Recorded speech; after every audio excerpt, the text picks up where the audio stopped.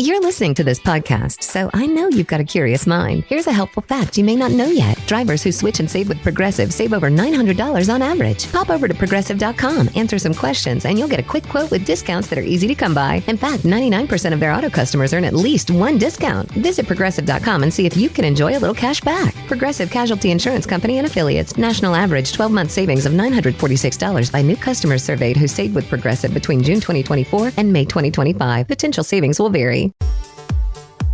What is going on? You are listening to Tag's podcast, aka Talk About Gay Sex Podcast. This is episode 777. I am your host, Steve B, alongside Jeremy Ross Lopez. Almost messed up your name there. How you doing, Jeremy? I'm good. How are you? Very good. Very good. And joining us, it's the birthday boy. It's his birthday this Wednesday. Cody Maurice Dalgett. How much fun did we have, Cody, celebrating early yesterday? Hello, darling. It was so much fun. I can't thank you enough. It was the perfect birthday celebration. I had people that loved me around me, had delicious food. We barbecued on the rooftop, and so much fun and good cheer and watermelon margaritas. Oh my God. Like fresh watermelon. Yeah, fresh watermelon. Oh, so good. Really good. And couldn't ask for anything more. Then we played a board game, Jeremy, that you might like called Telestrations After Dark. Ooh. And you each get a drawing pad, and you pick from a card which one you want to draw. And sometimes they could be a little racy, and you draw it, correct, Cody, and pass it to the next person. You attempt to draw it. You attempt to draw. Everybody thinks they're like a good drawer, but nobody really is. And that's what makes it really fun, because it's almost like telephone. You have to guess what the other person's drawing, and it keeps going in a circle. It's a lot of fun. I love that. That sounds like fun. Yeah, we had that fun, and just a lot of drinking, but a lot of fun. And so, happy birthday, Cody! Thank you, boo. Thank you. Yeah. Also, Jeremy, before we get started, can I do a little shout out? Yes. Just to Scotland and Harrison. I didn't say their names the other day, but hi guys, it was so nice meeting you at Dear Irving the other night. So come back and see me. Listeners to the podcast. That's great. Listeners to the podcast. Yes, they were so nice, and they were just very. They said they met you too, but not at the Eagle and not at Dear Irving. Of course, of course. Which kind of brings us to our sex talk today, where we're talking about. There was a recent therapist that was interviewed, Silva Neves, who was interviewed for Psychology Today. And he was quoted in the article arguing that sex clubs can offer relief from minority stress, freedom from sexual shame, greater body acceptance, and a sense of queer belonging. He also suggests that some men visit without necessarily expecting sex. They may simply enjoy being physically present and unguarded around other gay men. So I liked this idea because whether it's the Naked Beach, sex clubs, or places like the Eagle, which you were mentioning, which has a dark room, which you used to work there, Jeremy. Mm-hmm. We usually talk about them as places of fantasy, anonymous hookups, and sexual freedom. But what if they can also be places of healing? And that's really where I wanted to start today's show. When have you felt completely unedited in a queer sexual space? We'll start with you, Jeremy, because you did work there, and I'm assuming you worked in the gift. It was the gift elevator, right, where they sold all kinds of harnesses and leather paraphernalia, and you worked there for several years. What do you think it is, and what this therapist is talking about, that these kinds of spaces provide basically a place where gay men, can feel and be themselves?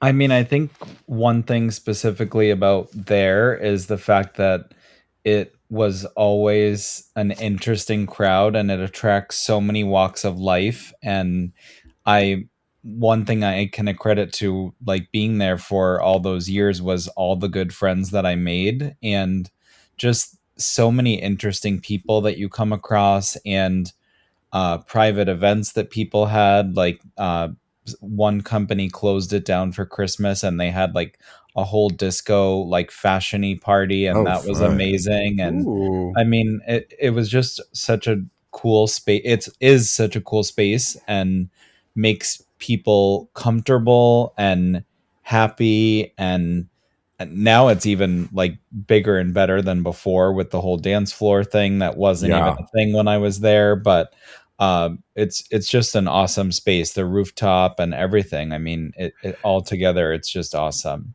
And what started out as a BDSM leather bar is really a community, and it's really expanded in so many ways, but it still celebrates the people being really sexually free. I mean, recently, Definitely. you mentioned they do parties there. They did the opening party for Pillion, which stars Alexander Skarsgård, which I know, Cody, you watched it. You should Yeah. watch it, So Jeremy. good. It's so good about a dom sub relationship, and they did the opening party there. And what better place to celebrate the culture that's represented in the film and freedom to kind of be yourselves. And ultimately, that's what the movie's theme was. At the end, the young protagonist finds himself as a willing sub, but learns the hard way through his relationship with Alexander Skarsgård's character, but comes out the other end writing terms in his own way, which is really fun to watch. But for me, I mean, that's where I met, in a BDSM club, not in the dark room, but that's where I met my husband.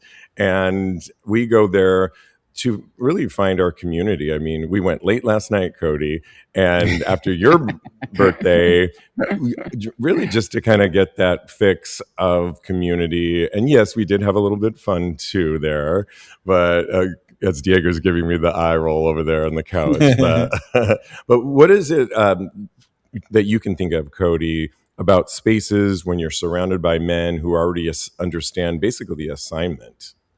Yeah, it's a communal sense of freedom. I feel like for all of us, when we're in those spaces, you really get to just let your guard down. And for a lot of people, and for me sometimes, and I feel like it's you go there, and I feel feral almost basically going in there, Yeah. and I feel like it's something that that's deep within me that I just let go and I unleash, and it's a general feeling that's amongst all of the people there. So I think we all get each other on a almost primal level. I don't know. I feel kind of weird saying it like that, but I kind Well, of feel like that's true. So I feel like we as gay men and as sexual beings really get to feel our oats in these spaces, and I think that that is something that is, healing in a way. So yeah, it's like sexy gay cheers up in there. yeah. Everybody.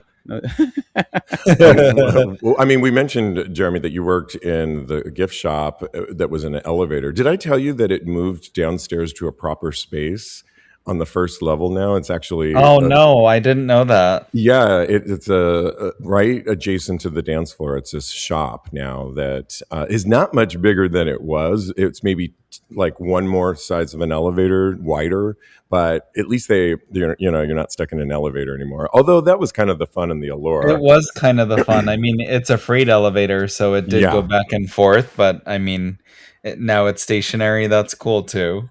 Yeah, exactly. But I remember those times where you were really around the corner from the dark room, and you could be having like either catching up with a friend, having an educated conversation, perhaps, and a few feet away, people are getting it on in the dark room. What was that like? I mean, and what do you think that says about how our community is able to kind of flip back and forth, or just be comfortable in a space like that, even if you don't participate in it? I mean, I always thought of the Eagle as very eclectic, and I mean, I've explained some of the scenarios to my boyfriend too. Yeah. Like when we watched Pillion, it actually reminded me of the puppy play nights that they set up like Oh my God, a yes. caged area, and they had like the doggy bowls with the treats and like all the masks on and mats Yeah. and stuff. So And I they're mean, incredibly serious about it and take it yeah, seriously. and the And Mr. Eagle contest and yes. the leather trade shows, and I mean there's just so many different events that go on there, and it can really be whatever you want it to be. Like you can also just be a spectator and watch everything. You can get your boots shined, you can like get fisted, you can Yeah. gang bang. I mean, really, the sky is the limit at the Eagle.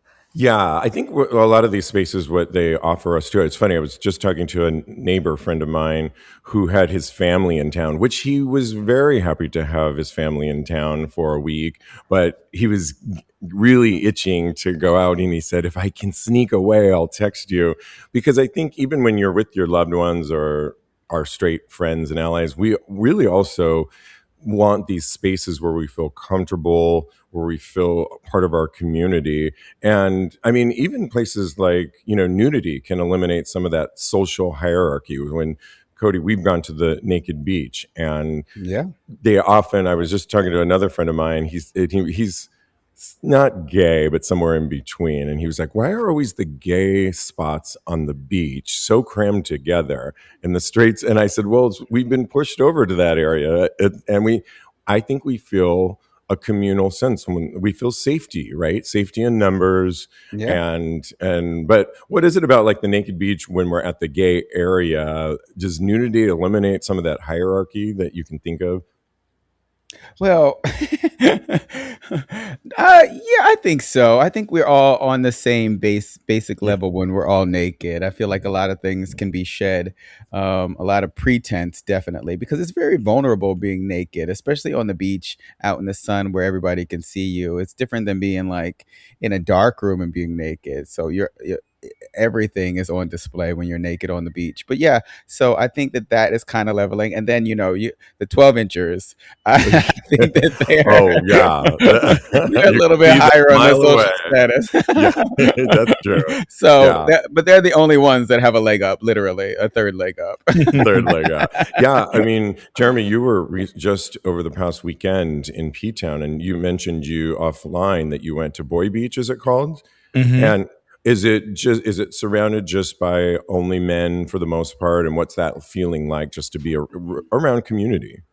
It felt really just beautiful and great and like super comfortable. There were like transgender girls like laying right next to Oh, nice. us, and there were lesbians, there were gays, there were predominantly gay men, but it was definitely mixed and uh, like clothing optional. So there were like a bunch of people that were nude or people that were wearing like teeny tiny bikinis or trunks, whatever. But it was just beautiful and like bliss, and it's a trek to get out there. It's funny It because is. we're like, I think next time we need to bring like a little cart to carry the ship, because you're literally schlepping across the beach, and Oh, we yeah. brought like a little cool cabana and snacks, and like you just stay there all day because of how far it is to get to. But it's really peaceful and serene, and it's so nice to be surrounded by our community at the beach. And there's definitely like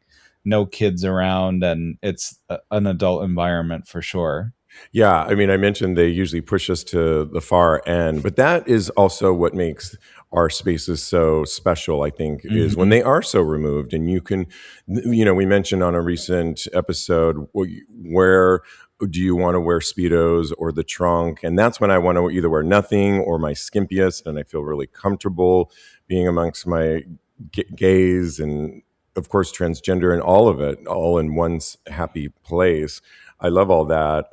The article claims that sex venues may be more egalitarian than conventional gay nightlife, with less emphasis on age, body type, dick size, status, or conventional beauty. But it also argues that rejection may be more direct, but sometimes more respectful. And I've been in actual sex clubs before where, it's really somebody is more gentle with a letdown, like, because it's more about body language, I feel. So you might go up to somebody and put your hand out there, they might put your hand away, and you just move on, right? You don't take it personally. Hmm. As opposed, Jeremy, when you're in a bar, if a lot of the spaces we're talking about, you can go by yourself and feel comfortable, but certain bars don't lend themselves to that, and rejection can be harsher, I think. What do you say to that?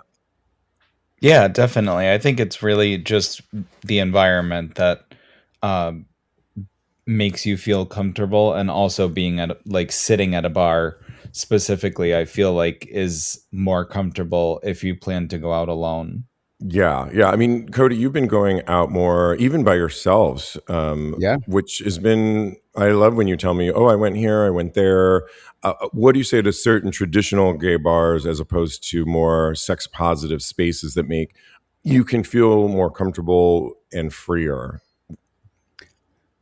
I think that definitely especially when I go out alone, I think that me being in a more sex positive space has uh, like frees me up a little bit more. I don't get as nervous, or I think when I go to traditional like bars and gay bars, I feel like, oh, now I have to find somebody to talk to. It's like a lot more Yeah, pressure, and I feel it like is. Yeah, in the sex positive spaces, people are more open to conversing, even if there's no conversations that's going on. yeah. Oh, I there's feel like conversation. It's just unspoken.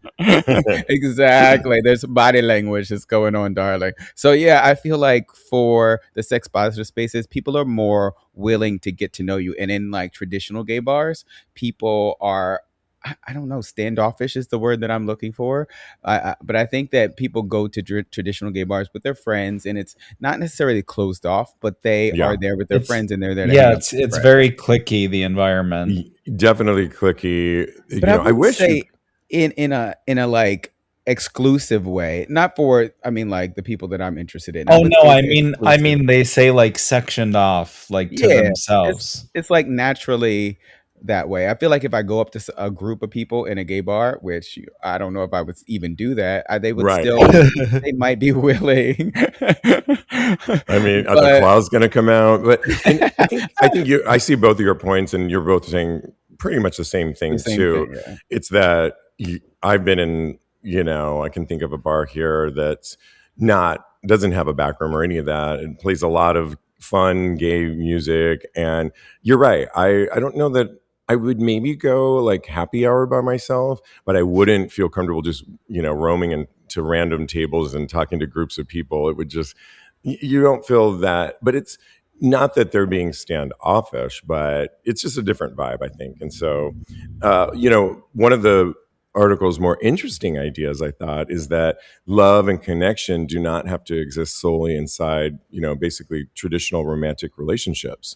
A brief sexual encounter can, for some people, feel like an affirmation of themselves, their sexuality, and their queer community. Can anonymous sex, Cody, create real intimacy, or is it just what it is? Yes is the answer.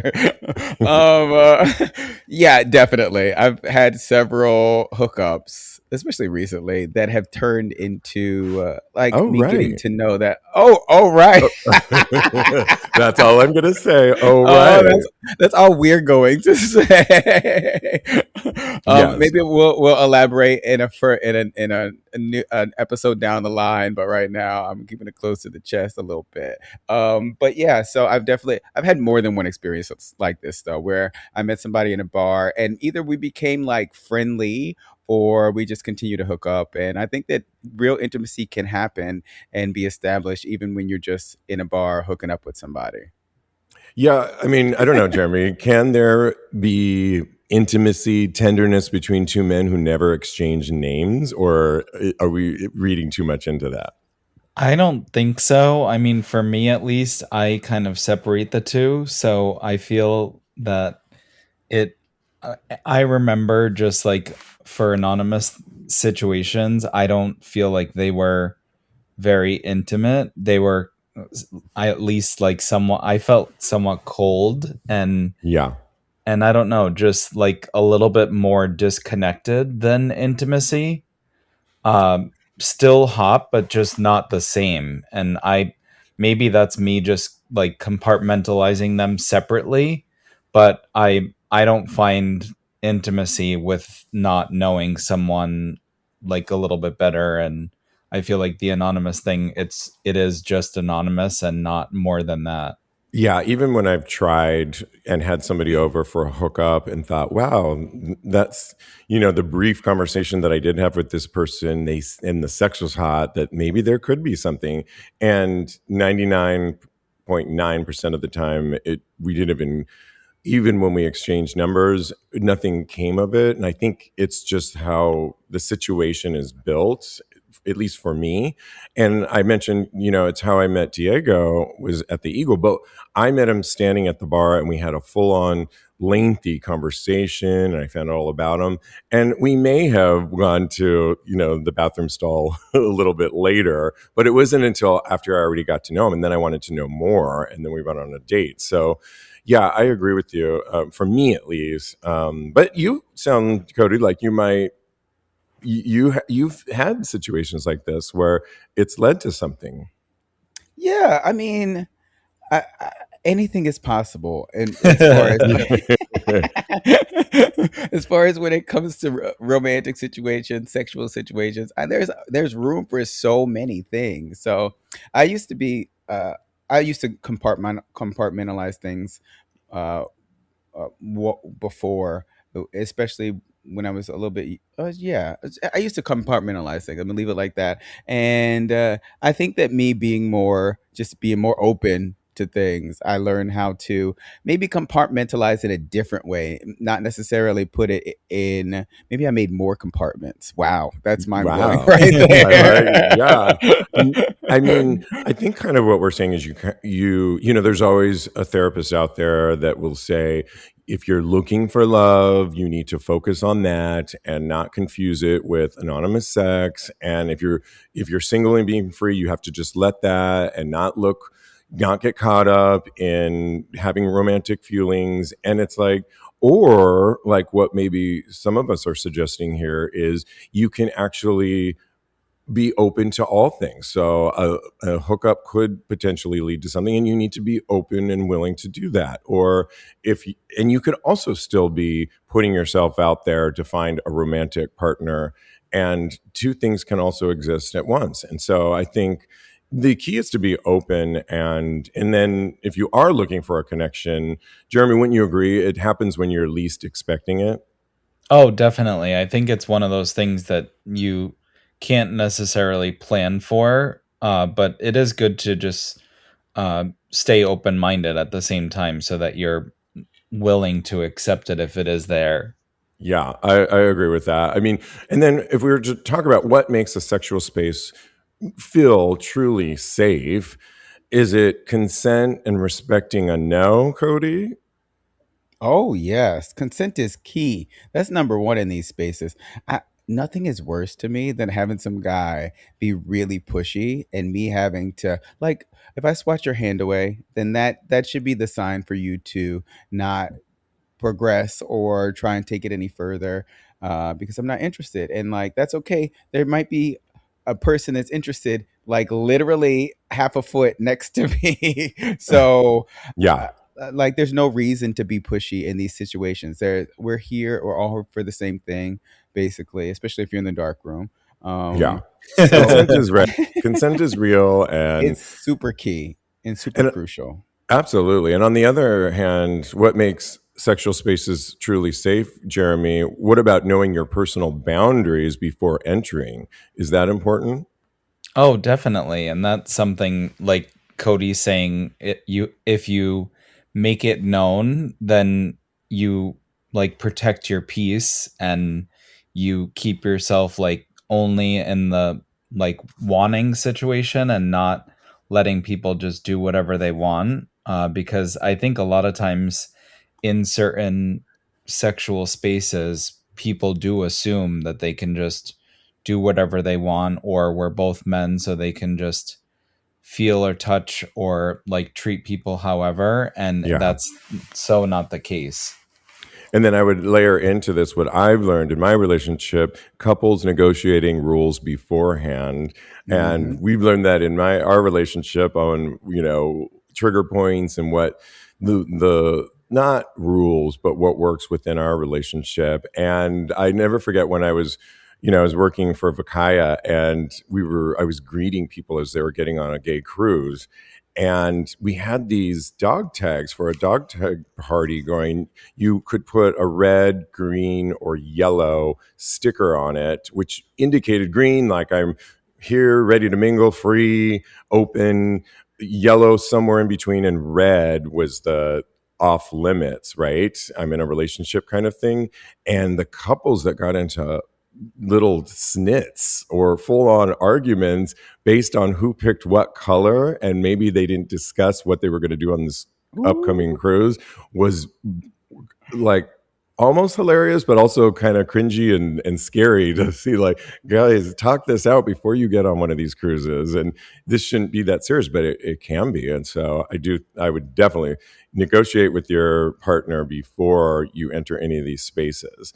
Well, with a fast, fun end round here, let's just give what comes to mind. Best thing you discovered about yourself. Well, first sex club, bathhouse, or darkroom experience, Jeremy. Anything that comes to mind.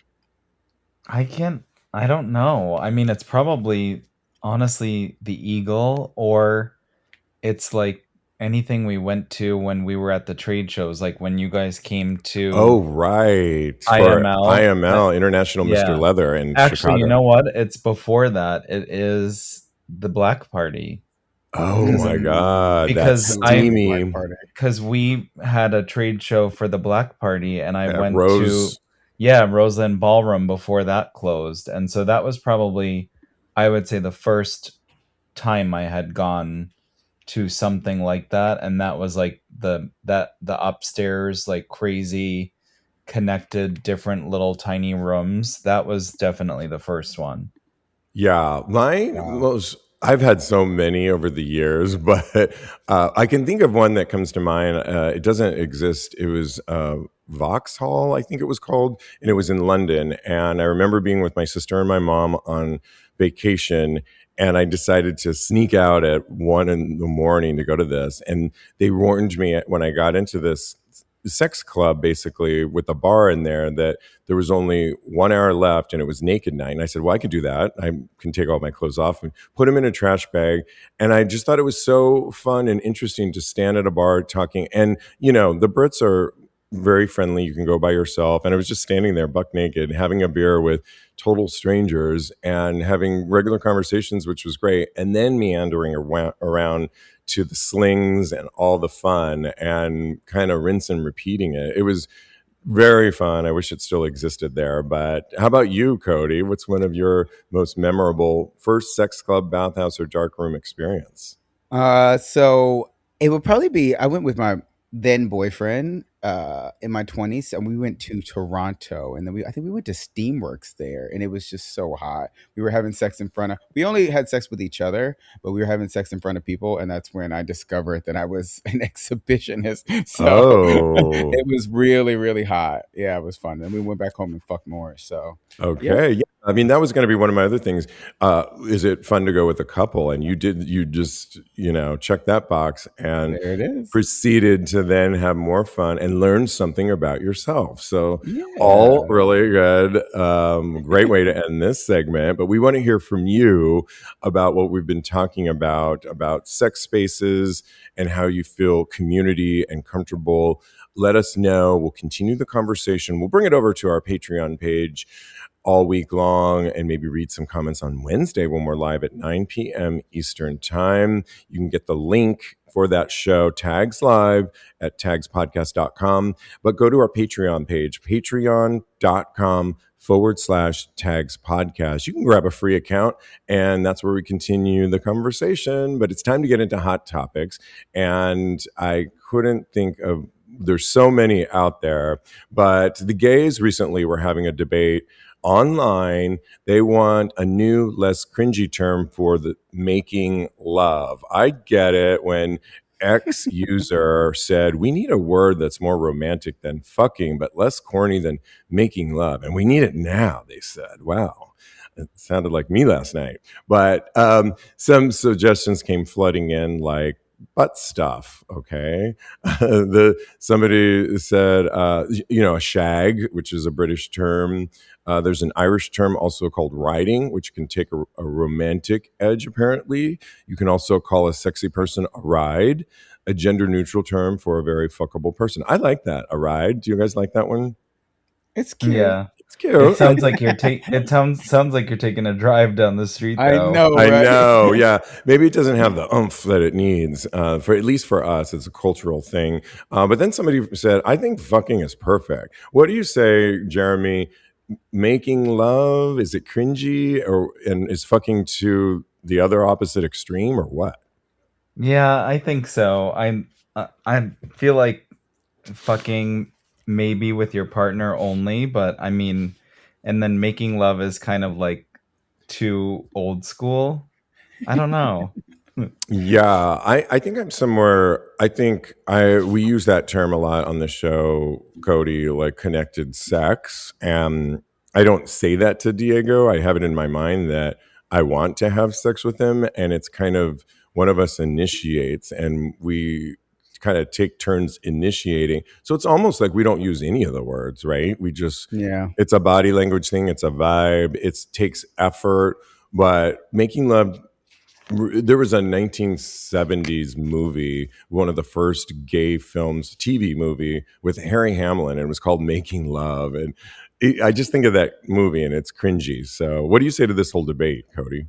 I mean, I think there are words for it that we could probably use, but I think fucking works pretty well. Also, doing it, we did it. Like I think that's perfectly acceptable as far as like it not being too cringy and it not being necessarily so uh, uh, feral or visceral. So yeah, I think there's lots of words that we could use to replace fucking or making love, because making love, it's a certain kind of sex, and we don't always make love when we have sex, right? Right, exactly. Yeah. Um, okay, well, recently there was another debate where gays were getting called out for wearing stars and stripes on the 4th of July. Remember, it was the 250th birthday of America. And do you think they deserve to be judged when a lot of people feel like right now our country, somebody said, why don't I feel patriotic? Because America is villainizing immigrants, demonizing trans people, supporting genocide abroad, pushing agendas over listening to experts and scientists, rolling back women's rights. And I remember having this conversation with my sister about, oh yeah, I was kind of on that bandwagon of, do we really want to celebrate 250 years and what's all this? And she reminded me that you don't have to buy into everything that's going on. You can still celebrate what is good, and they can't take that away from you. What do you say to this, Jeremy, of people basically calling out people for, celebrating wearing stars and stripes this past 4th of July? I just think it's not that serious, and it's not like a like crazy great holiday. I've never taken it that seriously. It's usually ends up being a barbecue with like friends and family for me, and I just could care less. I don't care what people wear or how they choose to celebrate, and I just think people get so wrapped up in like what people decide to wear, and then also just like their political views and all of that stuff. Yeah, I mean, it's all how you take everything. And if you dissect anything, whether it's a holiday or an artist or anything, the cracks will show. But do you want to focus on that? Nothing's perfect. It works in progress, I think is the term. And I agree. You know, Diego and I really got into World Cup, and we're so happy for Spain. That was our team that we wanted to win. And I would have never thought I would have been into it, but I got into the whole vibe and so fun. But there were commentary and people reminding me, but I didn't pay too much attention to it, that, FIFA is corrupt, the organization that puts on, Argentina, there's all these things about the country. I love them, but, and I don't want to hear all that, because if you dig deep like that, you're going to find something to criticize. And I just wanted to enjoy it. And I did. And it was fun. What do you say to this, Cody, about gays getting called out for wearing stars and stripes on the 4th? I'm not going to begrudge anybody celebrating, but personally, I don't like that's 4th of July is not even when Black people were free. So So it's hard to celebrate it. Yeah. it's hard for me to celebrate it. So, but I'm not gonna begrudge anybody any celebration that they want to have, but I will like implore people to take a look at like all the things that are going on and celebrate uh the good parts, yes, but also to take into account that there is so much room to improve in this country, and learn and try and learn from the things that the country did that were mistakes in the past. So that's, I mean, like, as long as you're taking a good look at the whole picture, I don't see anything wrong with it. I think that we should acknowledge, that this country has cost a lot of people a lot of things. And yeah, I could go on, but I'm just leave it right there.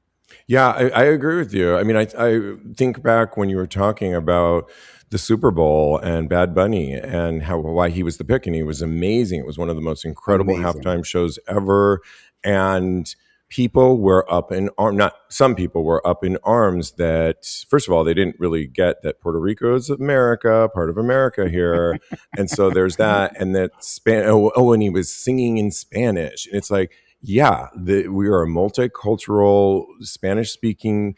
The language is right up there with English as the second language, and Yeah. there are a lot of Latinos in. But it was crazy, the debates that you. But again, I didn't buy too much into that. I celebrated Bad Bunny and didn't go down that rabbit hole. But you can, and if you do, it's just upsetting.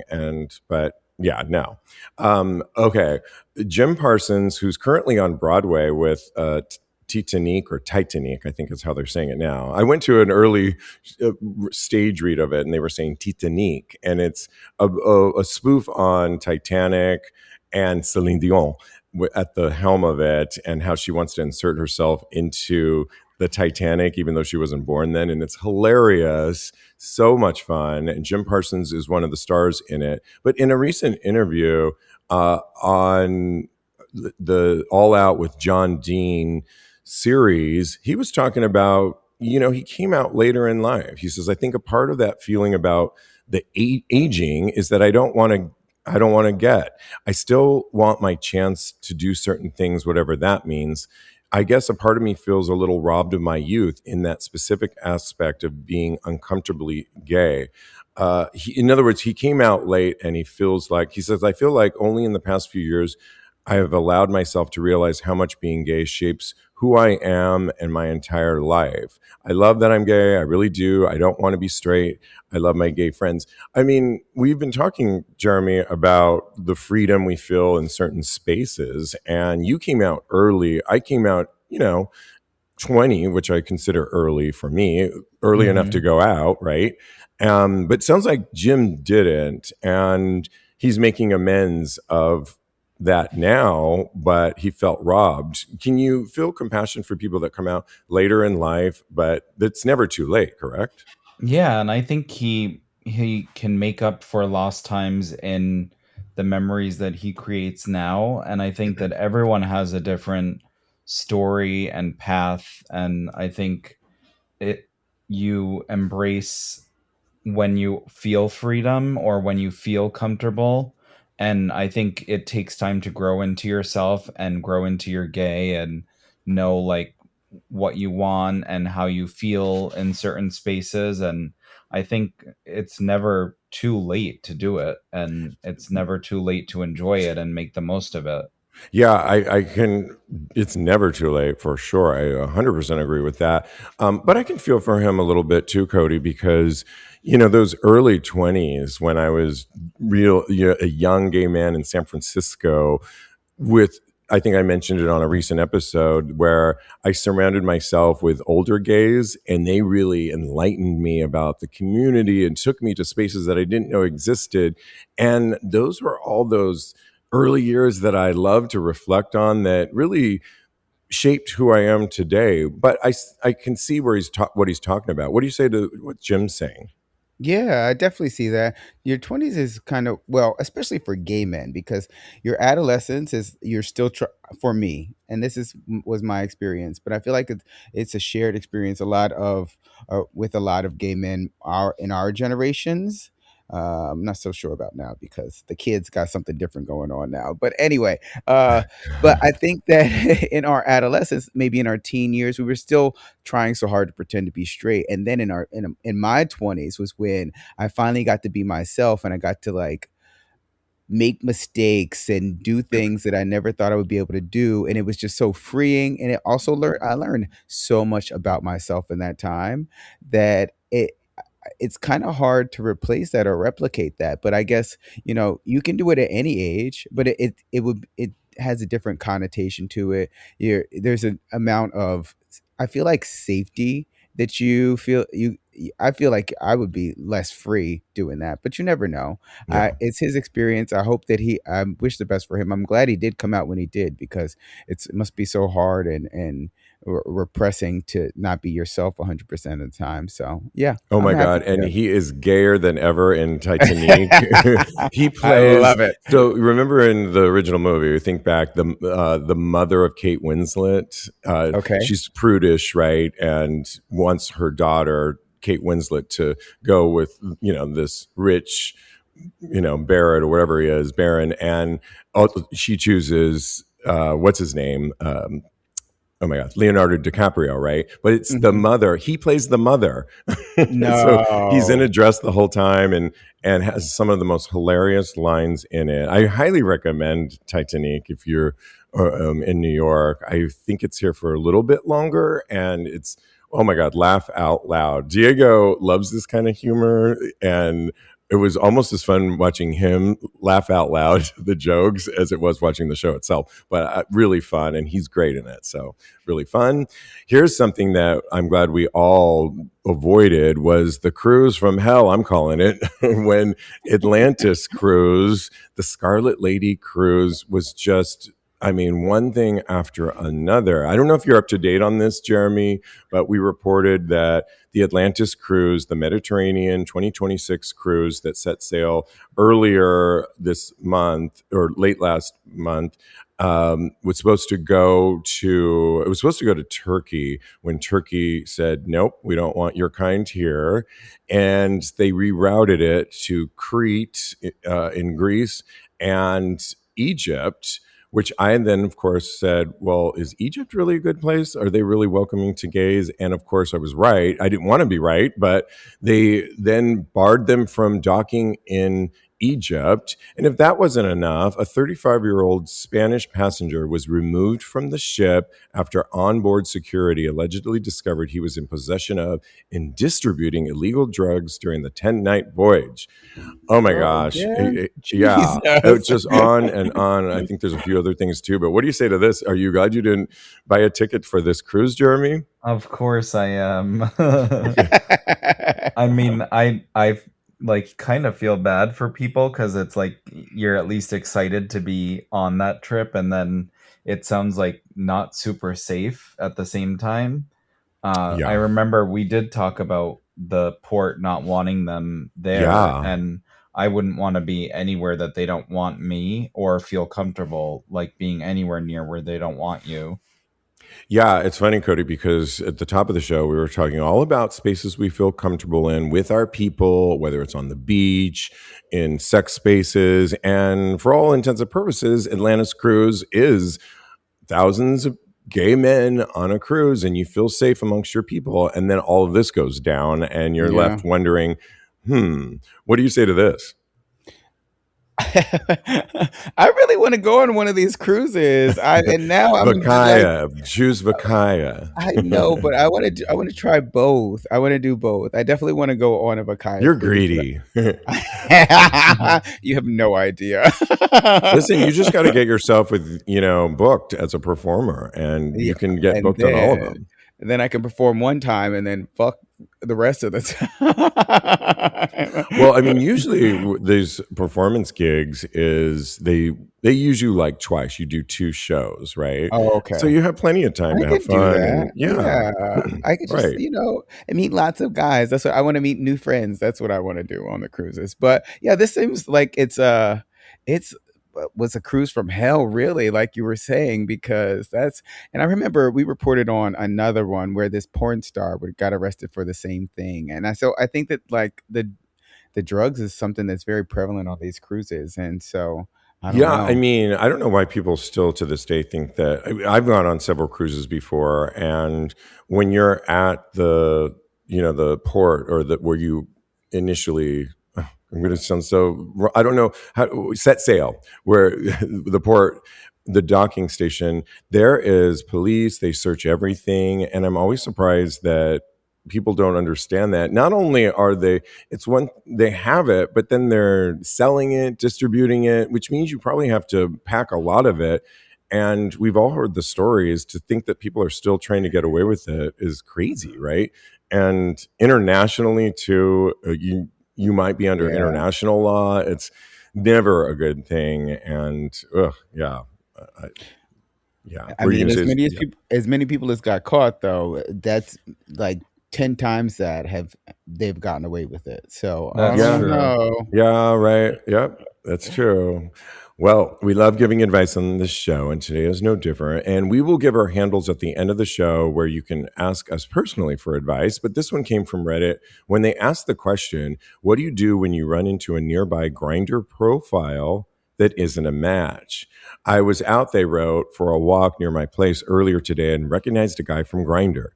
He lives in my neighborhood, and I've come across his profile a few times. He's cute. We're around the same age, and we have a similar body type. The thing is, we're both bottoms, so I never messaged him since neither of us was looking for the same thing. When we passed each other, part of me wanted to say hi and see if maybe we could be friends. Another part of me felt really awkward. It somehow felt strange to approach someone just because I'd seen him on Grinder.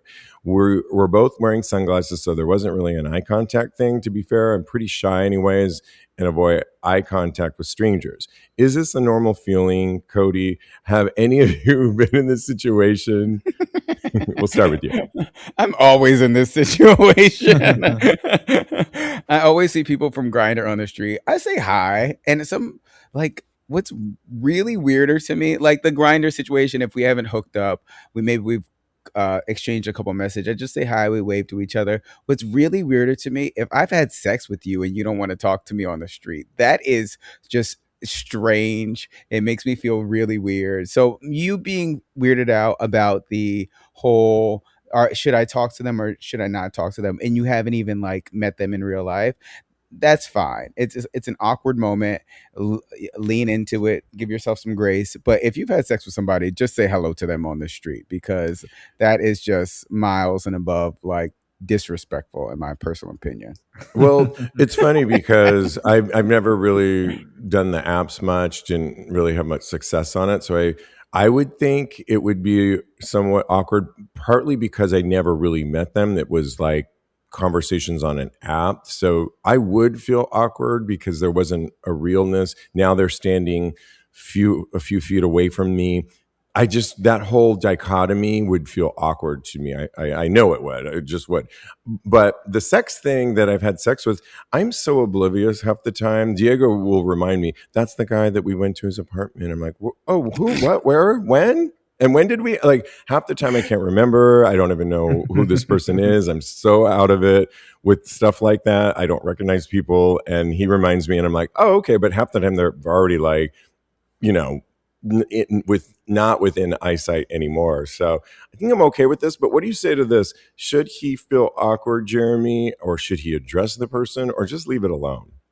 I mean, I think leave it alone. I remember I don't normally like say hi if we chatted and never met up. And then if you met up and it was like you enjoyed it, then you say hi, but it's still a little awkward. And then if you just like aren't into them at all, I mean, I just would avoid them, but that's just me. I mean, maybe that's the disrespectful that Cody's talking about.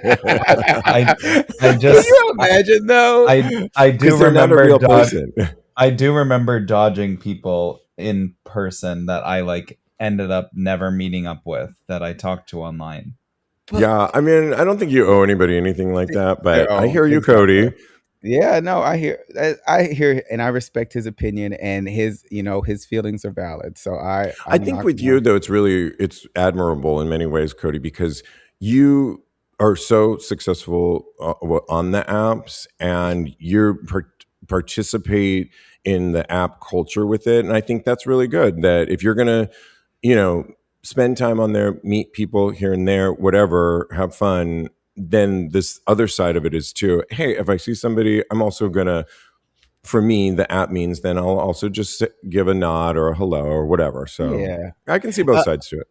Yeah, but let me tell you, you said that you would run into people and not remember them. That happens to me all the time. It happened to me just this past week. And we were at a sex party and the guy was like, "You don't remember me?" I was like, I wanted to be like, "No," but I was like, "Yeah, totally. I remember you."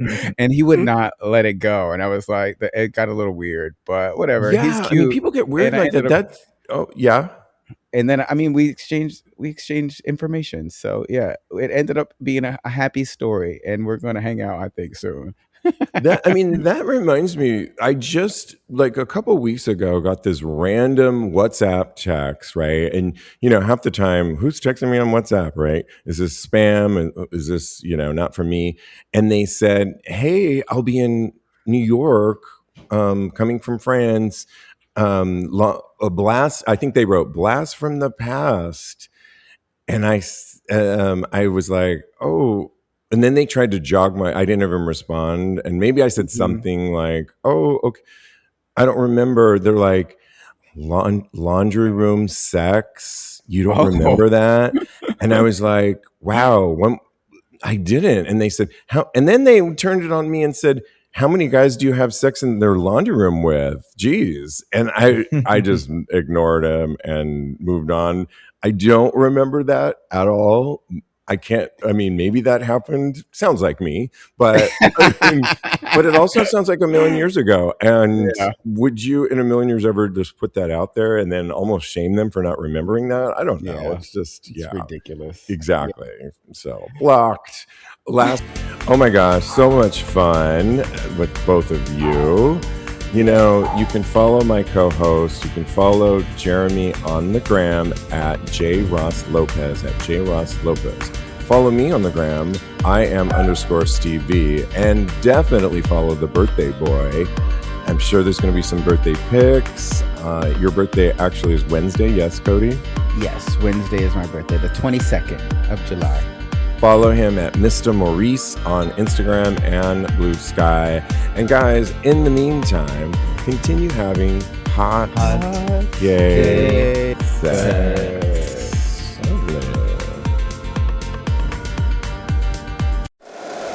If you like the show, please take a moment to rate, review, and subscribe. It really does help the show to grow. Thank you for listening.